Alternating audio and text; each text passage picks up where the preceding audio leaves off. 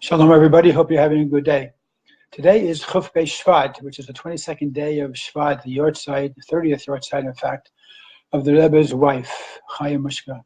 Very special day. I was by the oil this morning. The place was packed, as I'm sure it will be over the course of the next few days in honor of her yortzeit, and because of the Kinos HaShluchos, the international convention of all of the many thousands of shluchos that come to New York now, are coming to New York and already in New York in honor of this convention. I would strongly suggest, if you haven't already, to look on GEM or on Chabad.org or do a search for one of the many beautiful talks about the Rebbetzin and a very special personality.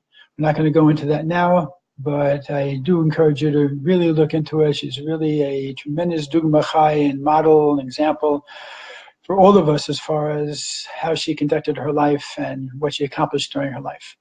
So today we're going to continue with our talk about free choice. We're going to try to conclude it, but we're going to talk about the very difficult parts of free choice. In general, I just want to make sure it's known, free choice for all practical purposes is really the goal of a human being in this world. In other words, we are meant to be liberated and freed of all of our limitations, all of our forms of slavery. As Chassidus explains concerning Yetzias Mitzrayim, the Exodus from Egypt. Tanya talks about Had the Beinoni, who is a person who's accomplished tremendous self-consciousness and awareness and connectivity to Hashem and ability to really direct his will totally independent or in opposition to some of his or her inner inclinations and negativity. How? Specifically through free choice. That's how a Beinoni, as Tanya describes a Beinoni, is able to accomplish what he or she accomplishes because of the exercise of free choice.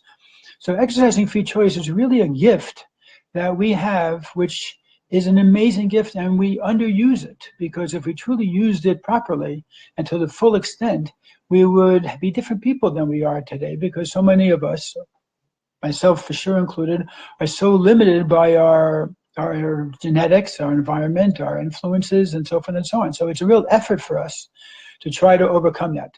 However, what happens when we're put in a situation where we have something negative that really is hounding us from within or without? In other words, free choice can be this very nice external choice between, am I going to do this or I'm going to do that? Or am I going to overcome this desire and not overcome it? But what if you're in a situation where you really have a demon inside of you, in the sense that you have an addiction, or you have a strong negative trait or desire, or something that's really driving you crazy from within?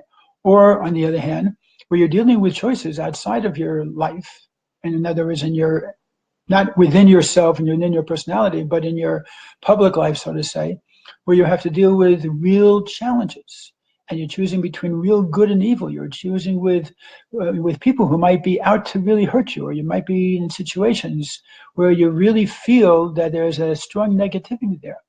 And for some strange reason, which we'll go into some other time perhaps, God created the world in such a way where evil is able to really swing a bat, and sometimes good is a little nice, edel, refined wand. And the predominance and the power that evil and negativity can have is sometimes very overwhelming in situations that we face in life. Reason for this is as follows.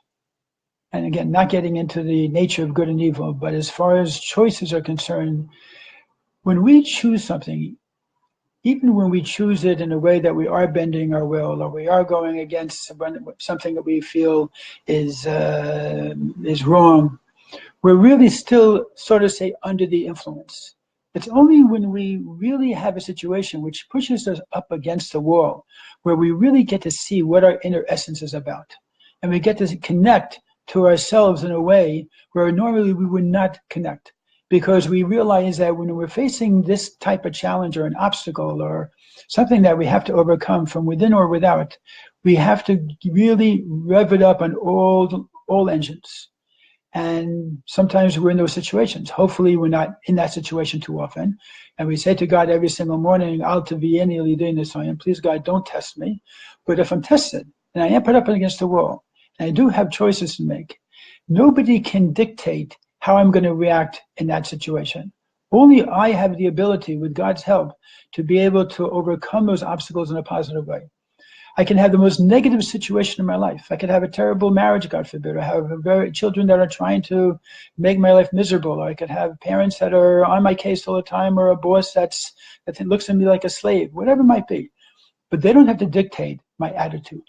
They don't have to dictate my approach to life, if I'm happy or not happy, how I make my choices, and what I do under such circumstances.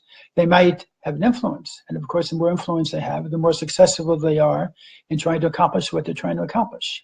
But we, from within, we have a neshama, we have a godly spark, and we have ability to align ourselves with that godly spark under whatever situation or circumstances we might have.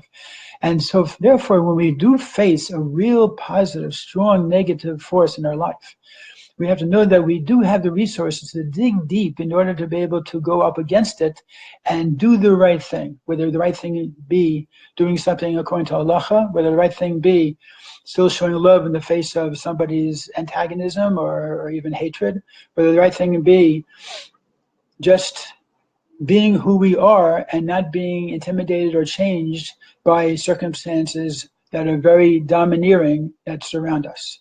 So I don't have to go into specifics as far as these situations. I'm sure each of us and each of you can define for yourself what you've gone through, maybe one or two, maybe 10, maybe 20 different situations that you faced where you really felt you were up against the wall. And the question is, do you exercise your free choice then, or were you the victim of circumstances?